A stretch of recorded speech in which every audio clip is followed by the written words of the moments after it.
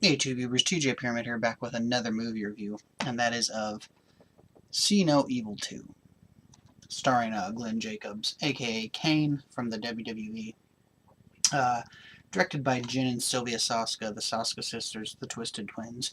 I've been a big fan of theirs ever since way back when Dead Hook on Her Trunk came out in like 2009 or so. And of course, their follow-up to that, American Mary, with the wonderful Catherine Isabel, who happens to be in this as well, which is just a brilliant film. And then, of course, they have a segment in ABCs of Death 2, and of course, various shorts scattered amongst their career between 2009 and 2014. So this film here basically picks up where the first one left off, like probably a couple hours or so after the first one. The Kane, the Jacob Goodnight, the Kane character Jacob Goodnight, has been brought into the morgue with like some of the bodies from the first film. He's basically, put on ice, left there in the morgue to sit for a while.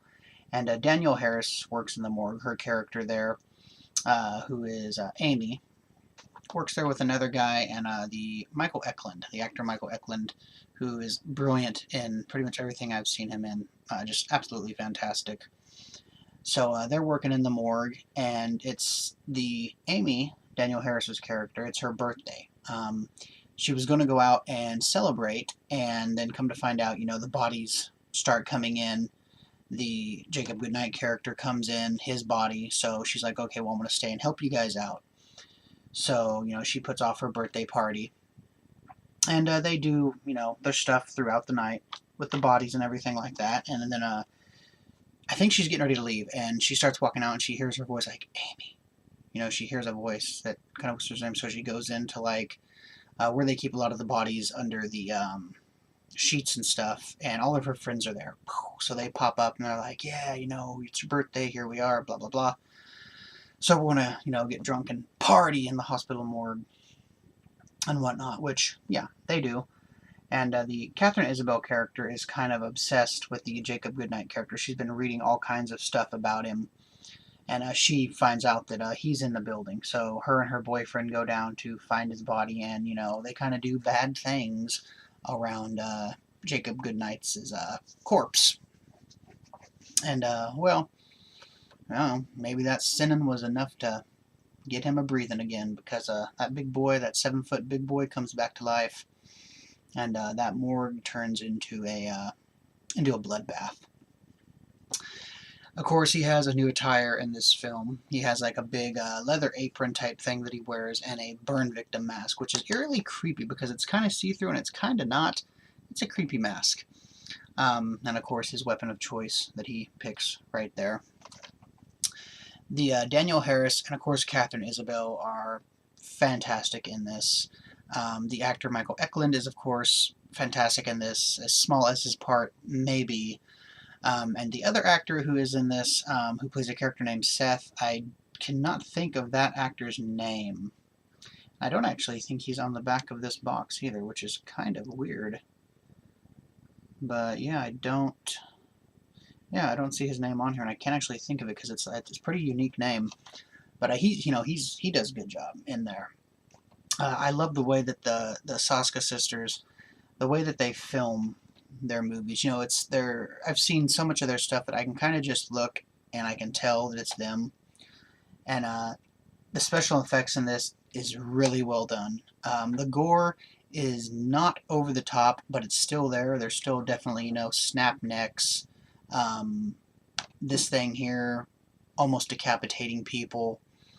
And yeah, just random amounts of gore like that.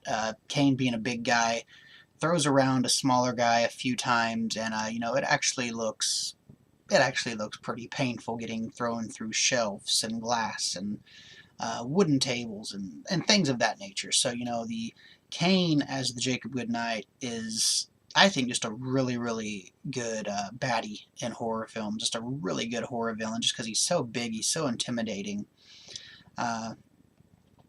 But I enjoyed this film. I thought it was well done. The acting was fine. Of course, the Daniel Harris character had a couple friends, that were kind of ditzy and stuff. So of course you know that they're going to get slaughtered. So fantastic, fantastical. But it's kind of cool because you know who's in this, but who comes out as the last, I don't really want to say living survivor, whatever it may be, the last person left, I'll say, is really not who I was expecting it to be. So it kind of surprised me. I'm not going to say it's whether it's either of those two. It could be. It's possible. But yeah, it was kind of surprising. And the only thing I think would have made this better, I think if the Soska Sisters would have actually written the film too. The film was written by Bobby Lee Darby and Nathan Brooks.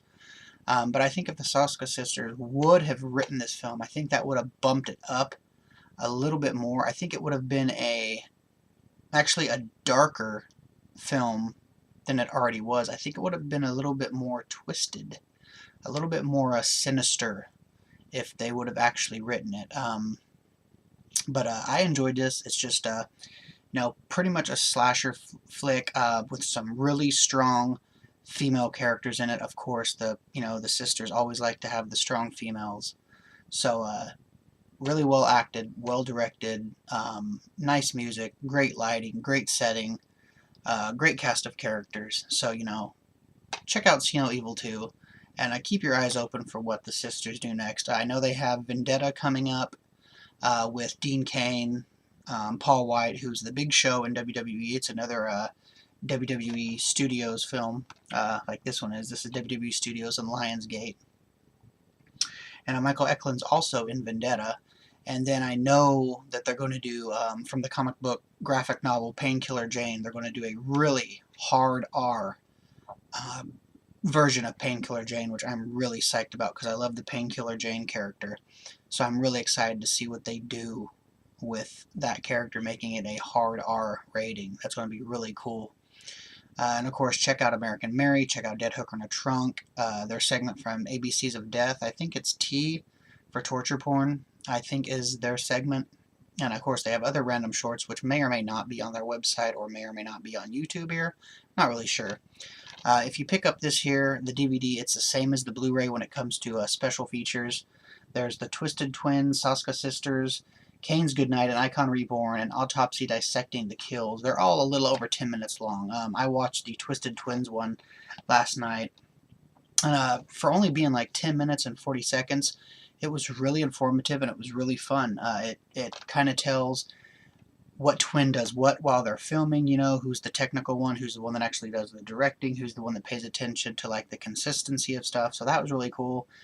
Some interviews in there with Michael Eklund, Danielle Harris, Catherine Isabel, how much they enjoyed working with the two sisters.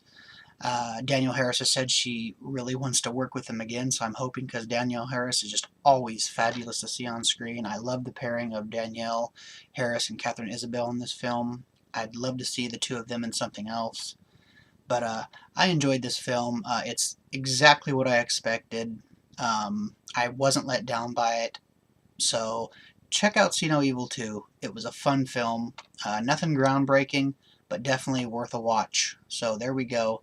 Thanks for watching. Comment, subscribe, spread the word, and cheers.